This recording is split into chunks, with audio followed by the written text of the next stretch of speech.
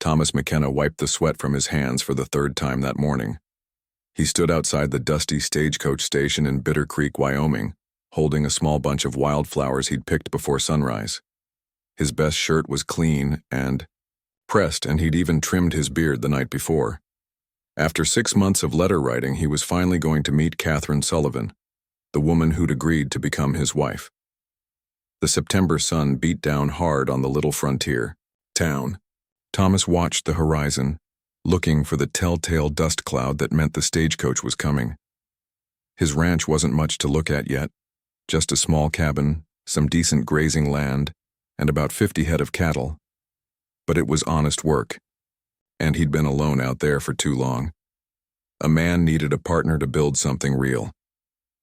Catherine's letters had painted a picture of a gentle woman tired of factory work back in Boston. She wrote about her dreams of wide open spaces and a simple life. Her photograph showed a soft-faced woman with kind eyes and hair pinned up neat and proper. Thomas had read her letters so many times the paper was wearing thin at the creases. When the stagecoach finally rolled into town, throwing up a cloud of dust and making the horses snort, Thomas felt his heart speed up. The driver climbed down and started untying bags from the top while passengers began stepping out. First came an elderly man with a walking stick, then a traveling salesman with his sample case. Then she stepped down. Thomas blinked hard, thinking maybe the dust was playing tricks on his eyes. The woman wore a dark traveling dress that had seen better days, and her hair was the right color. But everything else was wrong. Where Catherine's photograph had shown soft curves, this woman was lean and hard. Her face was sun-darkened and sharp-angled, with eyes that swept the street like she was looking for trouble. And then Thomas saw the gun. It rode low on her hip, tied down like a gunfighter's weapon. The leather holster was worn smooth from use, and her hand rested near it with the easy confidence of someone who knew how to use it. This wasn't the posture of a seamstress from Boston. "You Thomas McKenna?"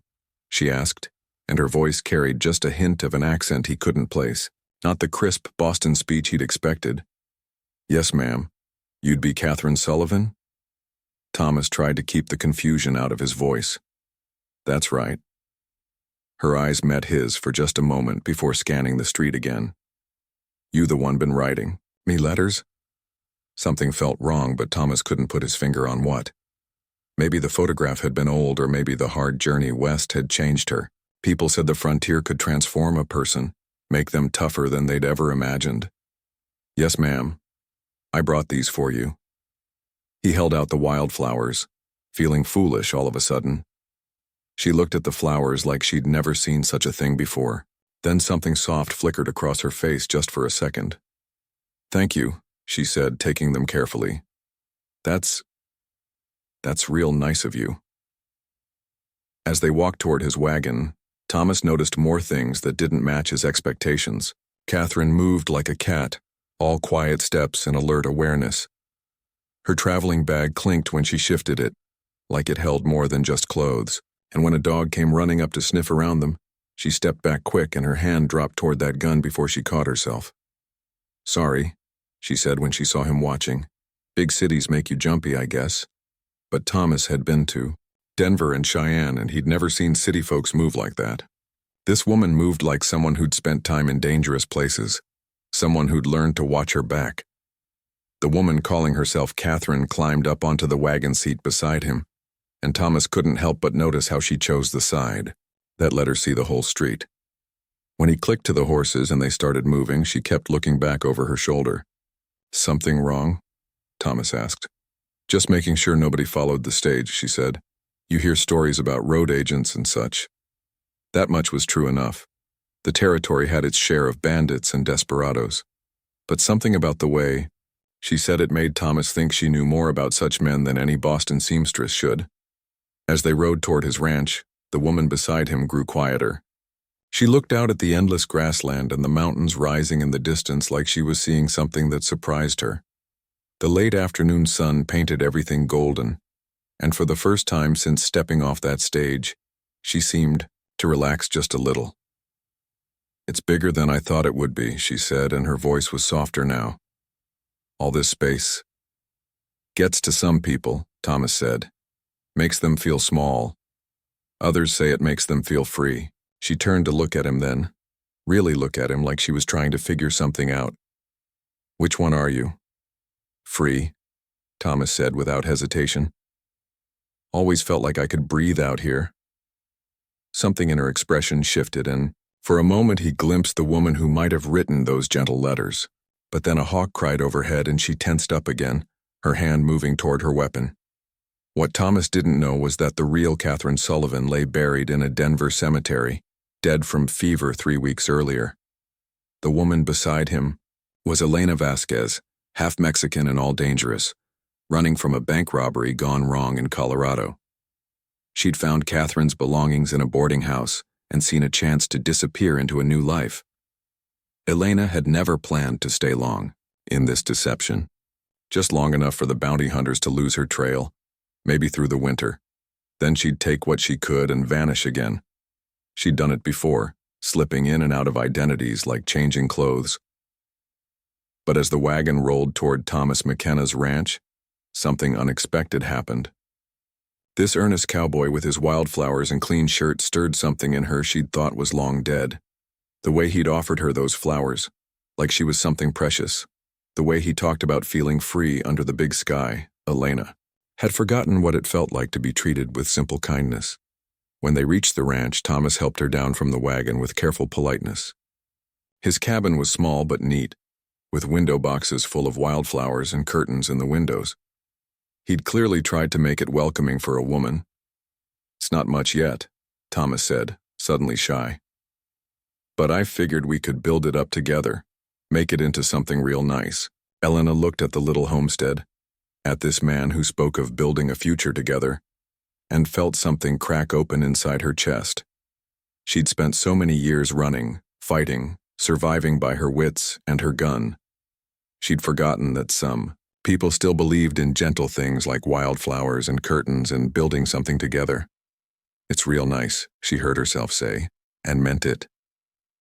That night, as Thomas settled her into the spare room he'd prepared, Elena lay awake, staring at the ceiling. Outside, she could hear the wind moving through the grass and the distant lowing of cattle. It was peaceful in a way she'd never experienced. But peace was a luxury Elena Vasquez had never been able to afford. Somewhere behind her, dangerous men were following her trail. They wanted the money she'd taken, but more than that, they wanted her dead. She'd betrayed her own partners to save a bank clerk's life, and that kind of betrayal carried a price. Elena touched the gun under her pillow and listened to Thomas moving around in the next room, getting ready for bed. He was a good man, the kind who deserved better than the lies she was telling him. But good men had a way of getting hurt when they got mixed up with women like her. She should leave before dawn, take one of his horses and disappear into the wilderness. It would be safer for both of them. But as she lay there in the dark, Elena found herself thinking about the way Thomas had looked when he handed her those wildflowers. Like she was someone worth caring about. Like she might be the kind of woman who deserved gentle treatment and a man who wanted to build a future with her. For the first time in her life, Elena Vasquez wondered what it might be like to stop running. Elena woke before dawn to the sound of Thomas moving around outside. Through her window, she watched him tend to his horses in the gray morning light. He moved with the easy confidence of a man comfortable with his work, but there was nothing threatening about him. After years of dealing with violent men, Elena found his gentleness almost shocking. She dressed quickly and joined him outside, her gun belt hidden under a long coat. The morning air was crisp and clean, nothing like the smoky taverns and dusty hideouts she was used to. "Sleep well?" Thomas asked, looking up from the horse he was brushing. "Fine," Elena said, though she'd actually spent most of the night listening for the sound of approaching riders. Old habits died hard. "I was thinking we could ride the property today, let you see what we're working with," Thomas suggested. "That is, if you're up for it. I know you're probably tired from traveling." Elena almost laughed. She'd once ridden for 3 days straight with a posse on her trail, changing horses at stolen intervals. A gentle tour of a ranch sounded like a vacation. "I'd like that," she said. As they saddled up, Elena had to stop herself from checking her horse the way she would a mount for a quick getaway. Instead, she let Thomas help her up, playing the part of a proper lady who needed assistance. The role felt strange and awkward, like wearing clothes that didn't fit right. They rode out across Thomas's land as the sun climbed higher. The ranch wasn't large by Wyoming standards, but it was beautiful. Rolling grassland stretched toward distant mountains, and a clear creek ran through the middle of it all. Cattle grazed peacefully in the morning warmth. "My pa started this place," Thomas explained as they rode. "Died when I was 22, left me to figure it out on my own. Been working to build it up ever since." "Must have been hard," Elena said, and she meant it. She'd lost her own father young, though his death had come from a bullet rather than natural causes. "Some days," Thomas admitted. "Gets lonely out here. That's part of why I started writing to you. Man needs someone to share his dreams with." Elena felt that crack in her chest open a little wider. Thomas spoke about his dreams so easily, like he truly believed good things could happen. In her world, dreams were dangerous luxuries that got you killed if you held on to them too long. They stopped by the creek to water the horses, and Thomas pulled some bread and cheese from his saddlebags. As they sat in the shade eating their simple meal, Elena found herself relaxing despite her best efforts to stay alert. "Tell me about Boston," Thomas said. "What was it like living in the city?" Elena's mind went blank for a moment. She'd never been to Boston in her life. "Crowded," she said finally. "Lots of noise and smoke. Not much sky to see." "That why you wanted to come west?" "Partly." Elena thought about the real reason she'd headed this direction. The bank job gone wrong, the partners who'd tried to kill her, the bounty hunters tracking her trail. "Wanted something different, I guess." Thomas nodded like that made perfect sense. "Well, you'll have plenty of sky here. Sometimes I think there's too much of it." That afternoon, Elena helped Thomas with ranch work, and that's when her careful disguise started slipping. When he asked her to hold a rope while he worked on a broken fence, she tied knots with the quick efficiency of someone who'd spent time around working cowboys. When a snake spooked one of the horses, she calmed the animal with gentle words in Spanish before catching herself. "You speak Mexican?" Thomas asked, curious but not suspicious. "A little," Elena said quickly. "Learned some working in the factory. Lots of different folks there." But the truth was, Elena's mother had been Mexican, and Spanish was her first language. She'd had to work hard to sound more American as she grew up, especially when she started running with Anglo outlaws who didn't trust anyone with dark skin. The real test came 3 days later when neighbors arrived for a visit. Elena heard the wagon coming long before Thomas did, and her hand moved instinctively toward her gun before she remembered where she was supposed to be. "Company coming," she said, pointing toward the dust cloud. Thomas squinted into the distance. "Must be the Hendersons from the next ranch over, good folks. Mary's been wanting to meet you." Elena's stomach dropped. She wasn't good with other women, especially the respectable kind. Female outlaws were rare, and the few she'd known had been as hard and dangerous as the men. She had no idea how to talk to a rancher's wife about normal things like cooking and sewing. Mary Henderson turned out to be a plump, cheerful woman with graying hair and a warm smile.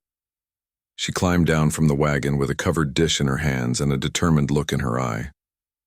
"You must be Catherine," Mary said, bustling forward. "I brought you some of my apple pie. Welcome to Wyoming." "Thank you," Elena managed, accepting the dish awkwardly. "That's real kind." "Oh, honey, we women have to stick together out here," Mary said, linking her arm through Elena's like they were old friends. "Come on, let's have some coffee and get acquainted while the men talk cattle."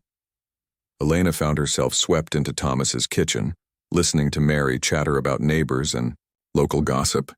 The woman meant well, but every question felt like a trap. "Now, what part of Boston are you from?" Mary asked, settling into a chair like she planned to stay a while. The working part," Elena said vaguely. "Oh, I know how that is.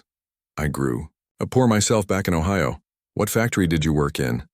Elena's mind scrambled for details she'd never learned. "Textile mill," she said, hoping it sounded right. "Those places are just terrible for a woman's health," Mary said sympathetically. All that lint and noise.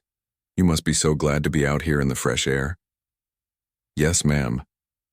Mary chatted on about the weather and local news while Elena tried to respond appropriately. But when the conversation turned to cooking and household tasks, Elena found herself in dangerous territory.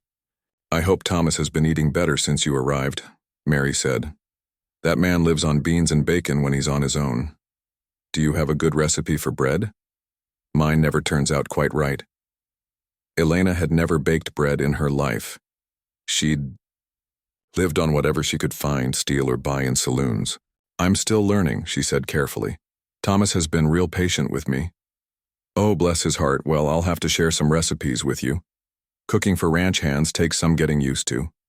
When the Hendersons finally left, Elena felt like she'd been through a battle. Thomas seemed pleased with how the visit had gone, but Elena knew she'd made mistakes. Too many more visits like that, and people would start asking questions she couldn't answer. That night, as she helped Thomas with the evening chores, Elena found herself watching him work. He moved with quiet competence, never wasting motion, treating his animals with gentle care. There was something deeply appealing about his steady presence, his complete lack of the nervous energy that drove most of the men she'd known. "You did real well with Mary today," Thomas said as they walked back to the house. "She can be a bit overwhelming when you first meet her." "She's nice," Elena said, and meant it. Mary Henderson was probably the kindest woman who'd ever spoken to her. "She likes you," Thomas said. "I can tell. That matters out here. Neighbors are important when you're living so far from town." Elena nodded, but inside she felt the familiar restlessness that came when things got too comfortable. She'd let herself enjoy this peaceful interlude, but it couldn't last. Sooner or later, her past would catch up with her. Men like her former partners didn't give up easily, and they had long memories for betrayal. As they settled in for the evening, Thomas reading by lamplight while Elena mended one of his shirts, she found herself thinking dangerous thoughts. Thoughts about what it might be like to really be Catherine Sullivan, to live this quiet life with this good man, to wake up every morning without wondering if today would be the day someone came to kill her. But Elena Vasquez knew better than to believe in fairy tales. She was a wanted woman with blood on her hands and enemies on her trail.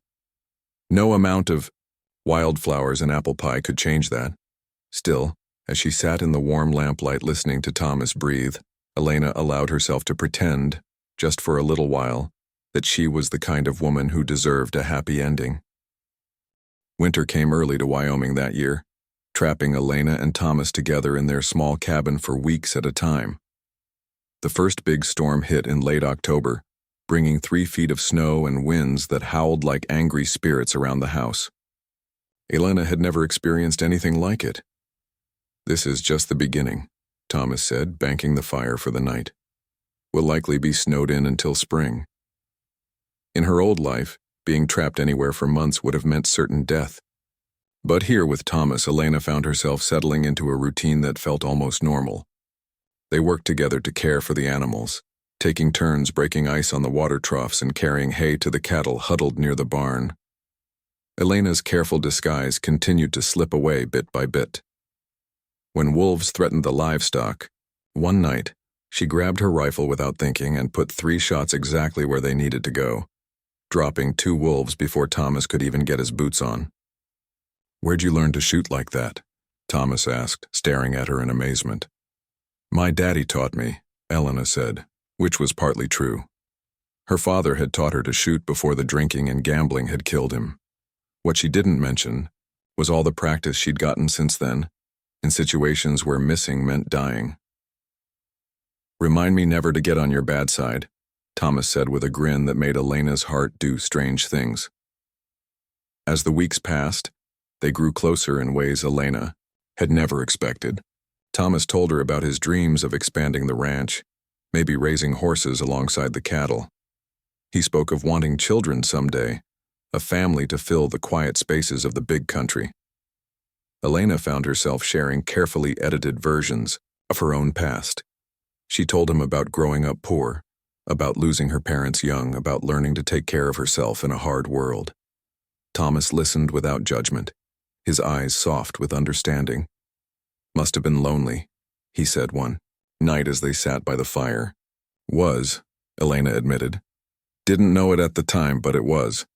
"Not anymore, though," Thomas said, reaching over to take her hand. "We've got each other now." Elena looked down at their joined hands, his work roughened but gentle, hers scarred from fights and falls she couldn't explain. "Thomas," she started, wanting to tell him the truth, wanting to warn him about the danger she brought with her. But before she could find the words, he leaned over and kissed her, soft and sweet and full of promise. And Elena, who had never let herself want anything she couldn't take by force, found herself kissing him back. The peaceful winter days couldn't last forever, though. Elena should have known better than to let her guard down so completely. The trouble arrived on a bitter February morning with 3 men on half-frozen horses. Elena heard them coming before Thomas did. Her ears were trained to catch the sound of approaching riders even through howling wind. "Company," she said, moving to the window. Thomas joined her, squinting through the snow. "Don't recognize them. Strange time for visitors." But Elena recognized them all right. The lead rider was Jake Morrison, a bounty hunter with a reputation for bringing in his targets dead rather than alive. The other 2 were hired guns, the kind of men who'd shoot anyone who got between them and their payday. "Thomas," Elena said urgently, "I need you to listen to me very carefully. Those men are dangerous. Get your rifle and stay behind me." "What are you talking about?" Thomas asked, confused. "They're probably just travelers looking for shelter." "No," Elena said, already strapping on her gun belt. "They're here for me." The pounding on the door came hard and demanding. "Open up." Morrison's voice cut through the wind. "We know you're in there." Thomas looked at Elena with growing understanding and fear. Not fear of her, she realized with surprise, but fear for her. "Who are they?" he asked quietly. "Bounty hunters," Elena said. "Thomas, I'm not who you think I am. My real name is Elena Vasquez, and these men want to take me back to Colorado to hang." She expected him to recoil, to demand explanations, to maybe even open the door and hand her over. Instead, Thomas picked up his rifle and checked the loads. "What did you do?" he asked calmly. "Robbed a bank," Elena said. "But it wasn't like they're going to tell it. My partners wanted to kill a young clerk for no reason, just because he was there. I stopped them, took the money myself to end it quick and clean. They didn't like that much." The pounding came again, harder this time. "We know the Mexican woman's in there," Morrison shouted. "Send her out and nobody else gets hurt." Thomas moved to stand beside Elena, his rifle ready.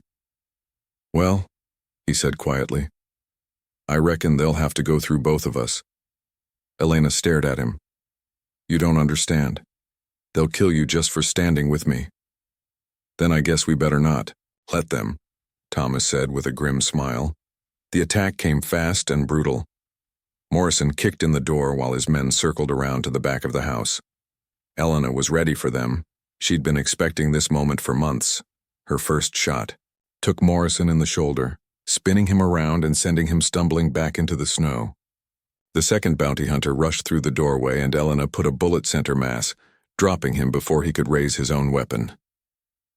Thomas had never been in a gunfight before, but he kept his head. When the third man tried to come through the back door, Thomas was waiting with his rifle. The shot wasn't pretty, but it was effective. In less than 2 minutes it was over. 2 men lay dead in the snow, and Morrison was bleeding badly, trying to crawl toward his horse. Elena walked out into the storm, her gun trained on the wounded bounty hunter. "You tell whoever sent you that Elena Vasquez is done running," she said. "Next time you come for me, you better bring an army." Morrison looked up at her with hate-filled eyes. "This ain't over. There's more coming." "Let them come," Elena said, coldly. After Morrison crawled away, likely to die in the snow before he reached help, Elena and Thomas stood in their blood-stained cabin, looking at each other across a gulf that seemed impossible to bridge. "So," Thomas said finally, "Elena Vasquez." "That's right. The woman who wrote me all those letters. Catherine Sullivan." She died of fever in Denver. I found her things, used her name. Elena lifted her chin defiantly. I lied to you about everything. Thomas was quiet for a long moment, and Elena prepared herself for the rejection she knew was coming. She'd been foolish to think this could last. Foolish to let herself care about this gentle man who deserved so much better than a wanted outlaw. Did you lie about caring? Thomas asked finally. The question caught Elena off guard. What? When you kissed me back? When you talked about not being lonely anymore? When you looked at me like I might matter to you? Thomas stepped closer. Was that part of the lie too? Elena felt tears she hadn't shed in years burning behind her eyes. No, she whispered. That was real. That was the only real thing I've done in years. Thomas reached out and touched her face gently. Then we'll figure out the rest. Outside, the wind continued to howl, and Elena knew more trouble was coming. Morrison had been just the beginning, but standing there in Thomas's arms, surrounded by the aftermath of violence but somehow feeling safer than she ever had, Elena Vasquez began to believe that maybe, just maybe, some things were worth fighting for. Spring came late that year, but when it finally arrived, it brought more than just melting snow and green grass. It brought the truth Elena had been holding back, and with it, the kind of danger that could destroy everything she'd grown to love. Thomas had accepted her real name and her violent past with a calmness that still amazed Elena. But she hadn't told him everything yet. She hadn't told him about the documents hidden in her saddlebags or about the powerful men who wanted her dead, not just for the money she'd stolen, but for what she knew. The morning she finally decided to tell him everything, they were sitting on the cabin's front porch watching the sun rise over the mountains. Thomas was whittling a piece of wood into what might become a toy horse, his hands steady and sure. Elena had been watching those hands for months now, memorizing the way they moved, the way they touched her so gently. Thomas, she said, there's more you need to know about what happened in Colorado. He looked up from his carving, patient as always. I'm listening. Elena took a deep breath. The bank we robbed, it wasn't just any bank. It was connected to some important people in the territory. Politicians, judges, law enforcement. They were using it to clean money from all kinds of illegal activities. How do you know that? Because when I opened that safe, I didn't just take cash. I took papers. Documents that prove everything. Elena met his eyes. I've got evidence that could bring down half the territorial government. Thomas set down his whittling. And these papers, hidden in my gear. Been carrying them ever since. Elena watched his face, looking for signs of fear or regret. That's why they really want me, Thomas. Not just for the money. If those documents ever reach the right people, a lot of powerful men are going to hang. Have you read them? Every word. There's names, dates, amounts, bribes paid to look the other way while gangs robbed settlers, judges bought to let killers walk free. Even some army officers taking money to sell information about troop movements to hostile tribes. Thomas was quiet for a long time, processing what she'd told him. Finally, he asked, what do you want to do with them? I don't know, Elena admitted. Part of me wants to burn them and forget they ever existed. But those papers could save a lot of innocent lives if they got to the right person. Governor Warren's supposed to be honest, Thomas said thoughtfully. People say he can't be bought. People say a lot of things. How do we know he's not part of it too? Before Thomas could answer, they heard the sound of approaching horses. This time it was just one rider, but Elena's hand still moved toward her gun. After the attack by the bounty hunters, she wasn't taking any chances. The rider turned out to be Bill Henderson, their neighbor. His face was grim as he dismounted. Thomas, Elena, he said, touching his hat brim. Got bad news. The Simmons family, about 10 miles south of here, they're dead. All of them. Elena felt ice form in her stomach. How? Looks like bandits. Place was torn apart, like they were looking for something. Bill's eyes found Elena's. One of the neighbors said he saw Mexican riders heading north afterward. Elena closed her eyes. She knew exactly what those writers had been looking for, and who they really were. Not Mexicans, but her former partners, finally catching up to her trail. "Miguel Santos," she whispered. "Who?" Thomas asked. "My old partner, the one I betrayed when I stopped him from killing that bank clerk." Elena stood up, her mind already working through the implications. He's not just after the money anymore. He wants revenge. Bill looked confused, but Thomas understood immediately. "How many men does he have?" "Last time I saw him, maybe 5 or 6, all of them killers." Elena turned to Bill. "Did anyone else see which way they went?" "Old Pete Morrison thought he saw them heading toward Bitter Creek, but that was yesterday." "Morning?" Elena's blood chilled. Bitter Creek was where the stage station was, where she'd first arrived as Catherine Sullivan. If Miguel was asking questions there, he'd learn everything. Where she'd gone, who she was staying with, probably even what she'd been calling herself. "Bill," Thomas said, "I need you to ride to the other ranches. Tell everyone to be ready for trouble. These aren't ordinary bandits." After Bill left, Elena paced the cabin like a caged animal.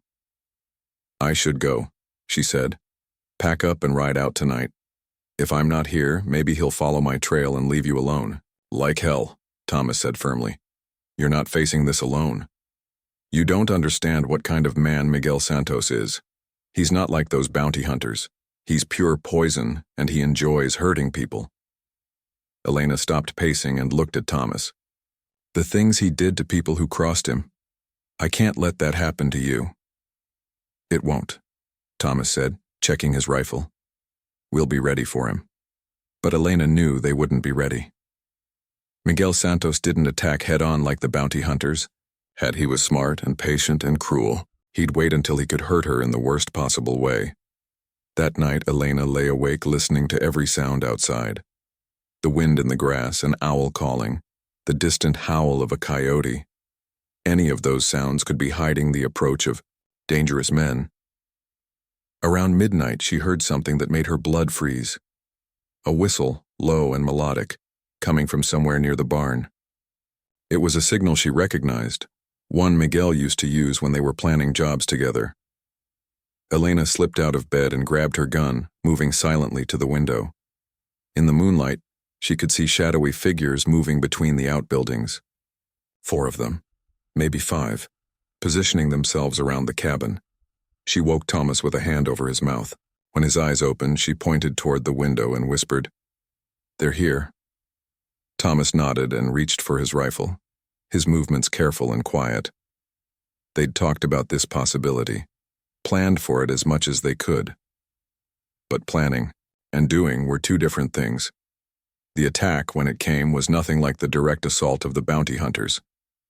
Instead, Miguel's voice drifted out of the darkness, conversational and friendly. "Elena, querida," he called. "I know you're in there. We need to talk." Elena positioned herself by the window, her gun ready. "Nothing to talk about, Miguel. You should have stayed in Colorado." But I couldn't do that. You took something that belongs to me. I took nothing that was yours." Miguel's laugh was soft and dangerous. "You took my trust, Elena. You took my money. And you took my reputation when you left me to face the law alone. You were going to murder an innocent man. I was going to eliminate a witness. There's a difference." Miguel's voice moved as he spoke, circling the cabin. "But I'm not here about that anymore. I'm here about those papers you stole from the bank." Elena's heart hammered. How could he know about the documents? "What papers?" she called back. "Don't play games with me, Elena. I know you took more than money from that safe. I know what you're carrying, and I know what it's worth to certain people." Thomas looked at her with questions in his eyes, but Elena couldn't explain now. Her attention was focused on the deadly game playing out in the darkness. "Here's what's going to happen," Miguel continued. "You're going to come out with those papers and we're going to ride away together, just like old times. And if I don't, then I start burning down everything you care about. Starting with that pretty little ranch house and the cowboy inside. It." Elena closed her eyes. This was exactly what she'd feared. Exactly why she should have left months ago. Miguel wasn't just threatening her anymore. He was threatening Thomas, the one good thing in her life. Elena. Thomas whispered. Whatever. You're thinking, don't. But Elena was already moving toward the door. She couldn't let Miguel hurt Thomas because of her choices. She'd lived with blood on her hands before. She could do it again. But she couldn't live with Thomas's blood on her conscience. As she reached for the door handle, Thomas caught her arm. We face this together, he said quietly. That's what partners do. Looking into his steady brown eyes, Elena realized something that changed everything. She wasn't alone anymore. For the first time in her life, she had someone willing to stand with her against the darkness, and maybe, just maybe, that would be enough. The standoff lasted until dawn, with Miguel's men positioned around the cabin like wolves circling wounded prey. Elena and Thomas took turns watching from different windows, tracking the movements of shadows in the moonlight. Neither of them slept, both knowing that closing their eyes might mean never opening them again. As the first pale light crept across the sky, Miguel's voice came again, closer now to the front of the house. Elena, I'm losing patience. You have until the sun clears those mountains to make your choice. Elena looked at Thomas, seeing the determination in his face. He'd spent the night loading rifles and positioning ammunition, turning their home into a fortress. But she knew it wouldn't be enough. Miguel had too many men, and they had too much experience with killing. There's another way, Elena said quietly. Those documents I told you about, they're not just evidence of corruption. They're proof that Miguel was working with those same corrupt officials. His name is on several of the payments. Thomas's eyes sharpened. You're thinking of making a deal? I'm thinking of ending this once and for all. Elena moved to her saddlebags and pulled out a leather folder thick with papers.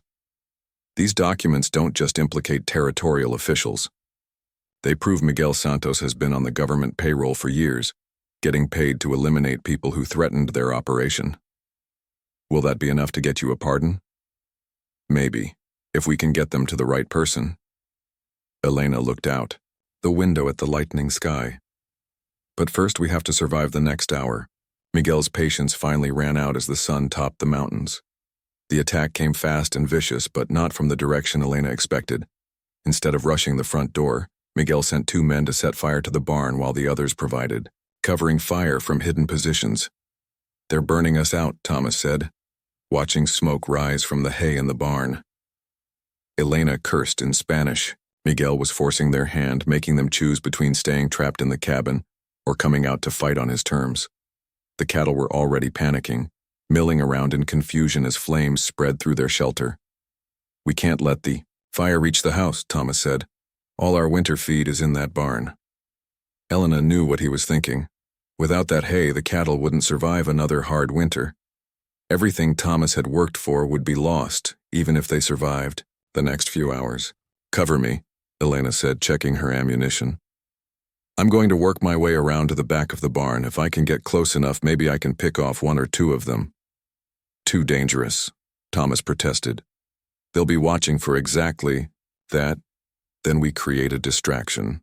Elena smiled grimly. Time to use those documents as bait, she called out to Miguel, her voice carrying across the ranch yard. Miguel, you want these papers? Come and get them. Elena burst through the front door, the leather folder held high in one hand, her gun in the other. Miguel's men reacted exactly as she'd hoped, focusing their attention on her while Thomas slipped out the back door with his rifle. The gunfight that followed was brutal and quick. Elena dove behind the water trough, bullets splintering the wood around her, but she'd counted on Miguel wanting those documents intact. His men were trying to wound rather than kill, giving her the advantage she needed. Her first shot took down the man setting the fire, dropping him before he could spread the flames further. Her second shot wounded one of the riflemen, sending him scrambling for better cover. Thomas's rifle spoke from behind the cabin, and another of Miguel's men fell. The remaining gunmen found themselves caught between 2 fires, their positions no longer as secure as they'd thought. But Miguel Santos was too smart to let himself be cornered. Instead of continuing the fight, he called out for a truce. Enough, he shouted. Elena, let's finish this between us, just you and me, like it should be. Elena knew it was a trap, but she also knew Miguel's pride. He'd never been able to stand the idea that a woman had outsmarted him. If she could get him angry enough, he might make a mistake. Just us? She called back. No weapons? Miguel's laugh was ugly. Oh, Carita, there will definitely be weapons. But your cowboy stays out of it. Elena looked toward where Thomas was hidden, knowing he wouldn't like what she was about to do. But this was her fight, her past coming to claim its due. She'd brought this danger to his doorstep. She had to be the one to end it. She stepped out. From behind the water trough, her gun holstered but ready. Miguel emerged from behind the burning barn, his own weapon hanging loose at his side. In the growing daylight, Elena could see the changes that years of violence had made in him. His face was harder, his eyes deader than she remembered. You look good, Elena, Miguel said as they walked slowly toward each other. Ranch life agrees with you. What do you want, Miguel? Same thing I've always wanted. Respect. And those papers you stole from me. I didn't steal them from you, I took them from a bank safe during a job you botched. Miguel's face darkened. I didn't botch anything. You got soft, worried about some clerk who would have forgotten our faces in a week. He was just a kid, Elena said. 17, maybe 18, had his whole life ahead of him. Had, Miguel agreed. I made sure to finish what you interrupted, Elena. Found that boy a month later and put a bullet in his head. Want to know what he said before he died? Elena's hand twitched toward her gun, but she forced herself to stay calm. Miguel was trying to make her angry, trying to get her to draw first so he could claim self-defense with his remaining men as witnesses. He said he hoped the pretty lady was safe. Miguel continued with a cruel smile. Right before I shot him, he said he hoped you got away clean. The words hit Elena like physical blows. That young clerk, the boy she'd tried to save, had died because of her choices. All her attempts to do the right thing had only delayed his death, not prevented it. You're lying, she said, but she could see the truth in Miguel's eyes. Am I? You want to carry that guilt for the rest of your life, Elena? Or do you want to do something useful with it? Elena's vision blurred with rage and grief. The boy's face rose in her memory, scared but trying to be brave, thanking her for stopping Miguel from killing him right there in the bank. She'd thought she was saving him. Instead, she'd only given him a few more weeks of life before Miguel hunted him down.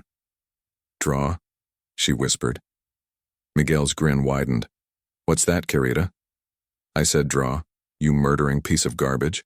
Miguel went for his gun, his hand moving with the speed that had made him one of the fastest draws in Colorado. But Elena was faster. She'd always been faster, and rage gave her an edge that surprised even her.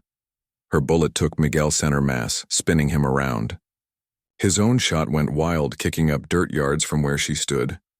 He fell to his knees, looking down at the blood spreading across his shirt with genuine surprise. Impossible, he gasped. You were never that fast. I was always that fast, Elena said, walking closer. You just never paid attention. Miguel tried to raise his gun for another shot, but Elena's second bullet finished him. He fell forward into the dirt of Thomas's ranch yard, finally still. The surviving members of Miguel's gang, seeing their leader dead, decided they'd had enough. They mounted their horses and rode hard for the territorial border, leaving Elena and Thomas standing alone among the bodies and the smoke. Thomas came running from behind the cabin, pulling Elena into his arms. Are you hurt? No, Elena said, but she was shaking now that the fight was over. Thomas, that boy Miguel mentioned, the one he killed, wasn't your fault, Thomas said firmly. You tried to save him. But he died anyway. Because Miguel Santos was a killer, not because of anything you did. Thomas held her tighter. Elena, some people are just evil. You can't save them all. Elena pulled back to look at him. What happens now? The territorial authorities will want to know about all this. Thomas smiled. Well, I reckon that's where those documents come in handy. Time to take them to Governor Warren and see if an honest man is still worth something in this territory.